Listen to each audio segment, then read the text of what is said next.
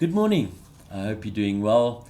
And this morning, I look forward to sharing God's word with you. This morning, I'd like to share from John chapter 21 and sharing from verses 15 to 22.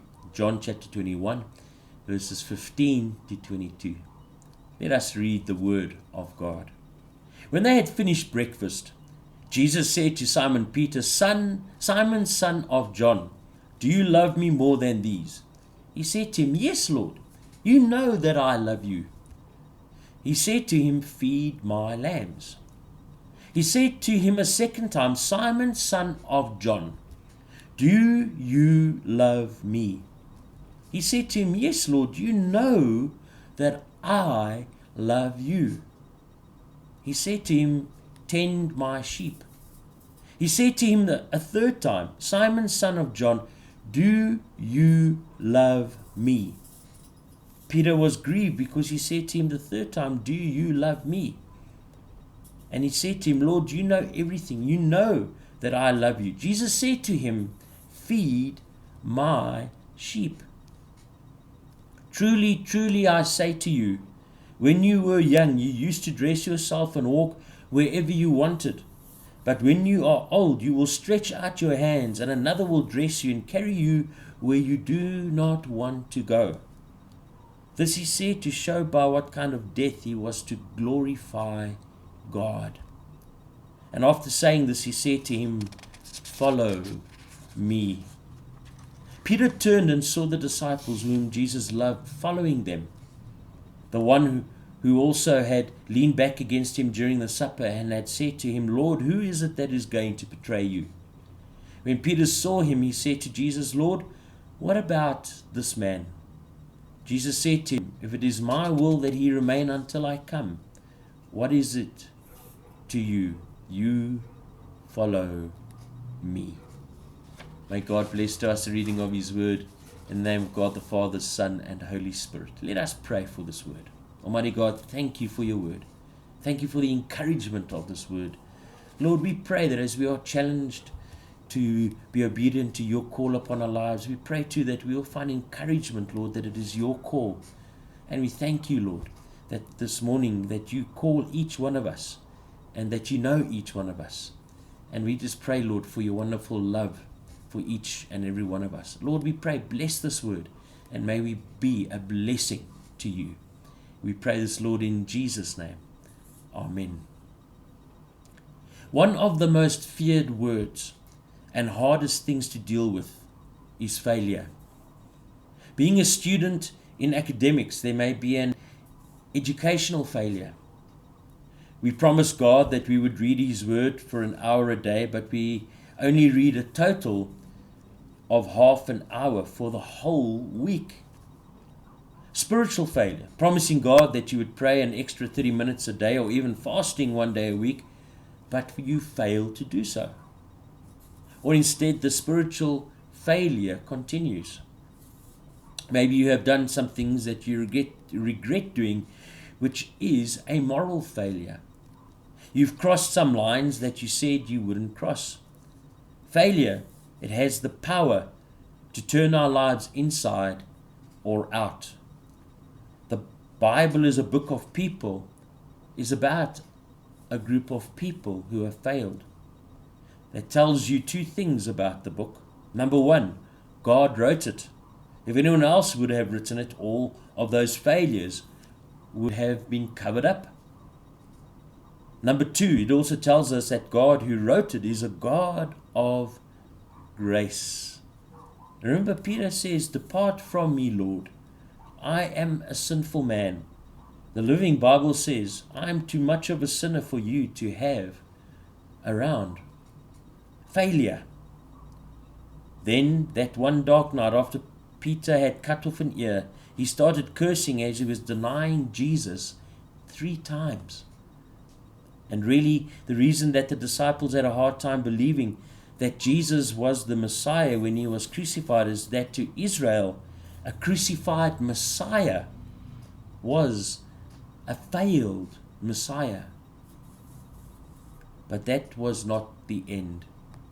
Since resurrection came after what was seen as failure, we can also expect to come back and be resurrected if we have failed. Around that breakfast fire, the tension between Jesus and his disciples must have been very palpable, especially between Jesus and Peter. Each disciple had failed Jesus when they abandoned him to be crucified by the bloodthirsty mob. In a moment of rashness, Peter had promised Jesus that he would never abandon him, but that he would defend him to the last. Nonetheless, around a fire to keep warm near the high priest's home, Peter denies Jesus of Nazareth 3 times. Peter had hopelessly failed Jesus Christ, and he must have wondered if their relationship would ever be the same again. He was a complete failure and didn't deserve God's grace. After breakfast, Jesus begins a conversation with Peter to restore him to his rightful place in the church. In this conversation, Jesus asks him 3 times a sentence which has a very similar question: do you love me? An unknown author writes, Jesus asked Peter 3 times, do you love me? As recorded in John chapter 21, verses 15 to 17. This occurred when Jesus was having breakfast with his disciples soon after his resurrection. Jesus used this opportunity to encourage and exhort Peter about his upcoming responsibilities and even to prophesy the manner in which Peter will die. By asking Peter, do you love me? 3 times, Jesus was emphasizing the importance of Peter's love and unswerving obedience to his Lord as necessary to his future ministry. In the first question, Jesus asks Peter, Simon, son of John, do you love me more and unconditionally than these? Somehow, Peter misunderstands the question, but answers, yes, Lord, you know that I love you as a brother. Thankfully, Jesus Christ knows the heart of Peter and restores him as the leader of the church by saying, feed my lambs. Jesus begins by questioning Peter about his love for him, and each time Peter answers in the affirmative. Jesus follows up the command for Peter to feed his sheep. His meaning is that Peter truly loves his master. He is to shepherd and to care for those who belong to Christ. His words reveal Peter's role as the leader of the new church, the body of Christ, there in Jerusalem, that will be responsible for spreading the gospel after Jesus' ascension into heaven. It is possible that by his repeated question, Jesus is subtly reminding Peter of his 3 denials. There's no doubt those denials and how he felt when Jesus turned to look at him at that moment. And that moment was seared deeply in Peter's mind. We read this story in Luke chapter 22, verses 54 to 62.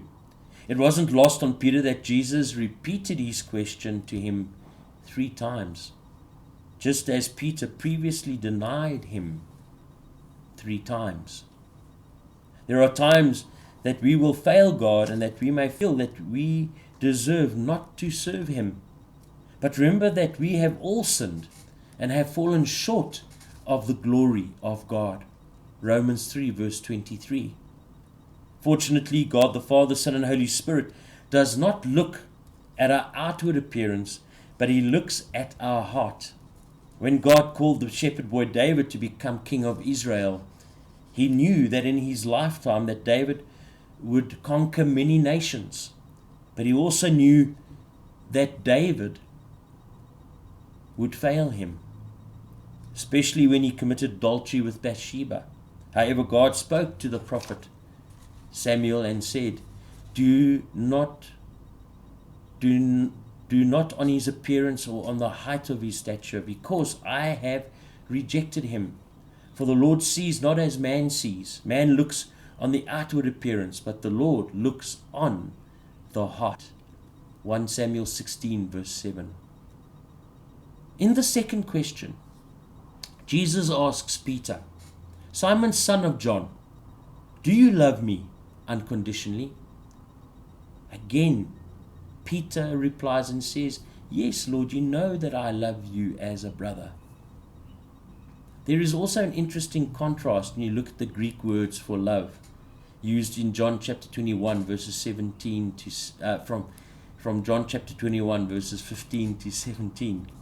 When Jesus asked Peter, do you love me, in John chapter 21 verses 15 to 17, he uses the Greek word agape, which refers to unconditional love.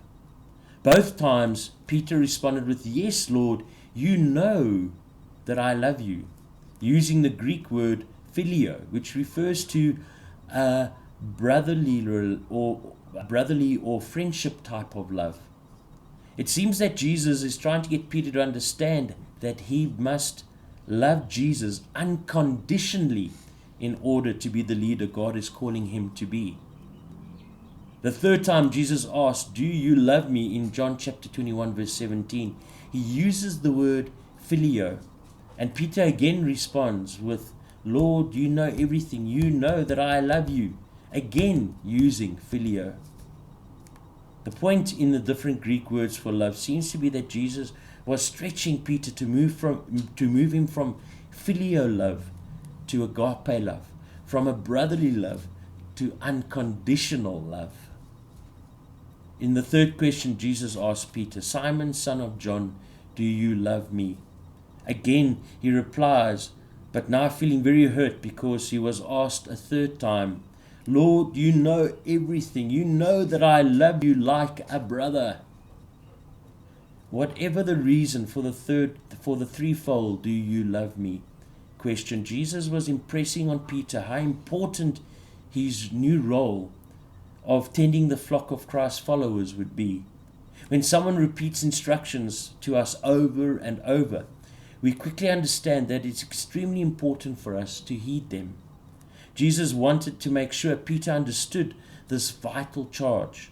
He was tasking him with, and the ultimate reason for it, to follow him and glorify him. John 21 verse 19. It is also important to remember that in the Church of Jesus Christ, there will be times that we will be hurt. Not necessarily by people outside the church, but within. Nonetheless, it is important at these times not to blame the whole church for the hurt that you are experiencing or feeling. We need to remember that it is a few individuals who may be making it very challenging for us, and an individual who does not represent the whole church. In these times, rather focus on Jesus Christ, our Lord and Savior, and His will for your life. What is important to remember is that His love for you is unconditional. He has called you to minister for Him, and His word upon your life is far more important than the opinion of others. Finally, never compare yourself to others. As Peter and Jesus were walking along the shore of the Lake of Galilee and were in conversation, Peter turned around and noticed that another disciple was following them. Peter, probably feeling that he was inadequate to lead the church, said to Jesus, "Lord, what about this man?" In John chapter 21 verse 20, it says that it was the disciple whom Jesus loved. Thus, in his inadequacy, Peter felt that his fellow disciple was far better to lead the church. Notwithstanding, Jesus replied, "If it is my will that he remains until I come, what is it to you? You follow me." It is never good to compare ourselves to others. It is Jesus who calls you, and He knows what you are capable of doing. It is Jesus Christ who will judge us, and not the opinion of others. Therefore focus on Jesus Christ. and follow Him. Therefore, in conclusion, I close with these words of Richard C. Halverson. There is nothing you can do to make God love you more. There is nothing you can do to make God love you less. His love is unconditional, impartial, everlasting, infinite, perfect. Let me repeat that. There is nothing you can do to make God love you more. There is nothing you can do to make God love you less. His love is unconditional, impartial, everlasting, infinite, perfect. Amen. Let's pray. Almighty God, thank you for your word. Thank you, Lord, for this world, for this word that challenges us, but also encourages us. Father, may we understand that you can turn our failure to your success. Lord, that you do not look at the outward, but that you know our hearts. And Father, thank you that you know of what we are capable. And thank you, Lord, that we do not have to compare ourselves to others and to the opinion of others. And we pray, Lord, that in your grace, that you will encourage us once again through your word today, that we will stand up, that we will follow you, and Lord, that we will do your will and be obedient to your will. Lord, we pray this in Jesus' name. Amen. May you have a blessed day. May God's grace, love, and peace be upon you. Bye-bye.